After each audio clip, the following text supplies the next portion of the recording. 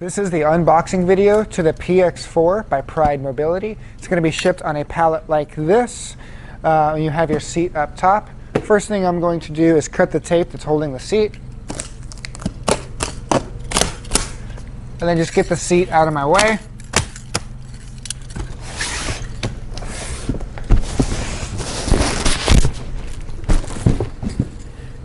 From here, you can actually go ahead and open the box. It is held in place by some staples, so you can tear it off. You might be able to get some needle nose pliers and pull them out if they are holding the cardboard together, but you should be able to just rip it up like this. So you can't really see it from here, but you do have a wooden frame kind of holding the box together up on the top, but there is a separate compartment here. I'm going to show you in a video overlay what I'm looking at, but I do have the front basket, your owner's manual, your charger, and then it looks like, I believe these are two mirrors that come with it. These are in a separate compartment in here. So this wooden frame is kind of being held in place by the box. You might have to cut some of the cardboard away, but once there's no cardboard attached, you can actually just lift this right out and get it out of the way. From here, you do have these little supports on the side, but I believe you should be able to remove these first. So now that the frame is out of the way, we want to get the box off. There's a couple of ways to do this. One way is, so this box is most likely going to be stapled to the frame of the pallet. So you can attempt to rip it or pull the staples out and then lift the whole box going up. Another way to do this is to grab your knife. I think this will be the easier way. Just make sure to watch when you're cutting. You don't want to accidentally cut into your product. We do have these supports sitting on the side that you can use to protect the product from the knife, but I'm going to cut the corners of the box.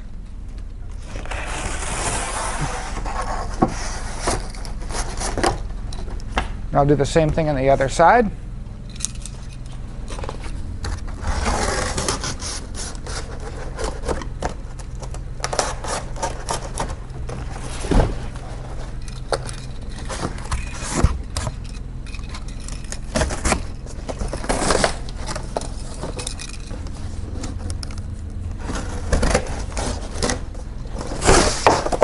There we go.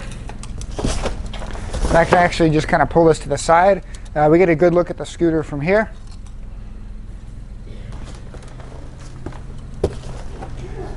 And from here, it's just sitting on these pieces of foam. And it looks like they actually use some strap ties to tie it down to the pallet in the back here.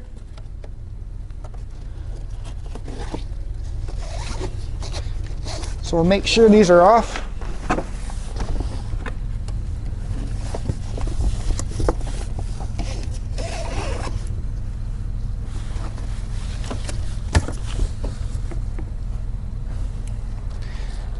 And then I don't believe there's any up front, but I want to double check.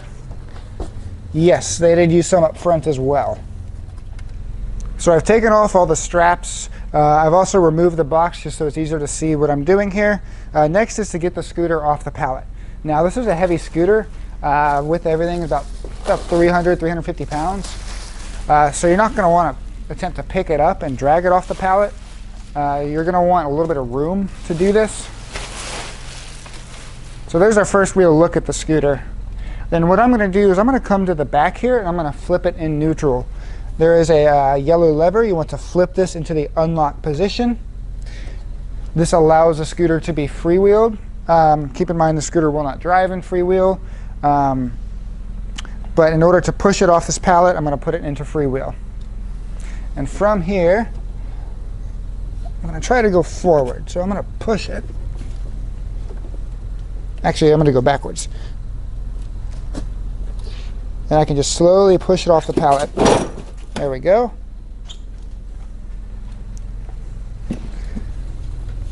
Because the front is a little bit lighter than the back. There we go. Now I'm going to have to cut because I have a scooter behind me I'm going to have to move, but essentially I'm just going to push it off the pallet. So I've pushed the scooter off the pallet. Next thing I'm going to do is connect the batteries. The batteries are in this compartment right here. There's just two sets of screws we're going to take out. Then this shroud leans forward. Now we have access to our batteries, and you can see that the batteries are not plugged in. This is just for safety during shipping. We're going to plug both of these batteries into the matching plugs. The plugs are in between the two batteries, right in front of the seat post. We'll plug both of these in. Then that's all we have to do. We put this shroud back on and put our 2 screws back in. So the next thing we're going to do is unbox the seat. The seat comes separate in this box. With our knife, we're going to cut the tape away. Just be very careful. Do not cut deep into the product. Keep the knife small if need be, but just do not cut your product. That is not covered under any warranty if you slice it with a knife. There we go. So I've carefully cut my box open. And now I've got access to the seat. That's what it looks like. We have our arms, or our arm brackets, our actual arms in the seat in this box.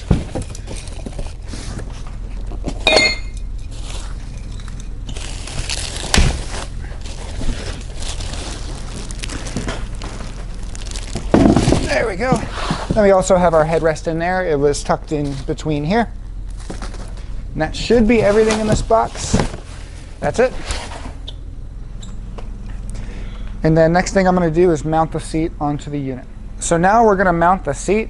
I'm going to want this tiller out of the way. It'll be just kind of be in the way of me mounting the seat. The way to do this is you have an adjustable tiller knob right here. You pull this upwards, and then now you can push the tiller where you would like. Let go once you're done, and it will lock there.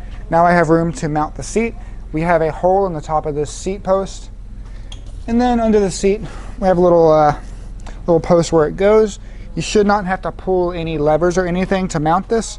Just line it up, drop it in. There we go. You can tell it's locked in when you try to turn the seat, and it does not turn. That means you're locked in. The only way to turn it would be to push this handle forward. This is a captain's seat. In order to get the backrest up, you have to pull this handle up, then pull it. It is spring loaded. There we go. And from here we have our arm brackets. We have one on each side.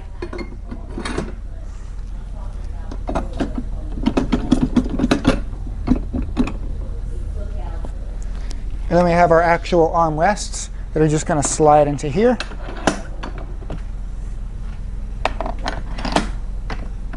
And now we're going to tighten up the armrest and the armrest brackets.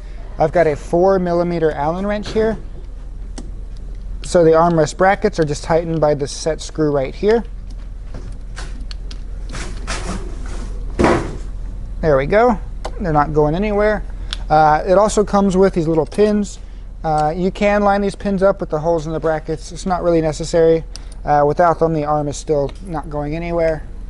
Then from here, if you do want to adjust the height of your arms, you can choose where you want to tighten this. But the same concept applies. We're just going to tighten this set screw. There we go. So now our arms are installed in the seat. So now I have both arms installed. I'm going to slide the headrest in.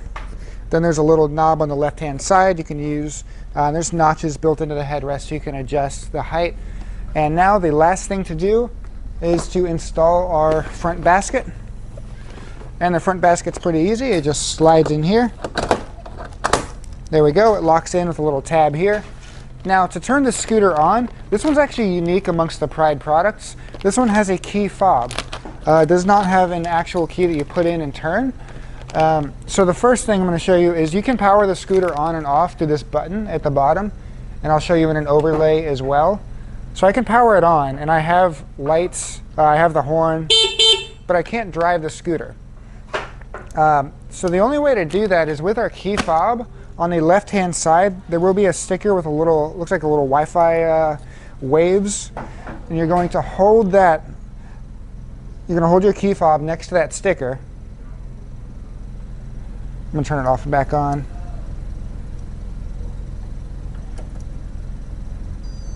So you hold it next to the sticker. You'll hear a little beeping sound, and that actually unlocks your scooter. And now we can drive the scooter. So this is kind of a new safety method they invented. There is no physical key, it's just a key fob. You can keep this with you. The scooter will turn on, but in order to drive it, you have to unlock it with this key fob on the left-hand side of the scooter. This has been the unboxing and assembly of the PX4 by Pride Mobility. If you like this product or if you have any other questions, feel free to give us a call. Thank you for watching.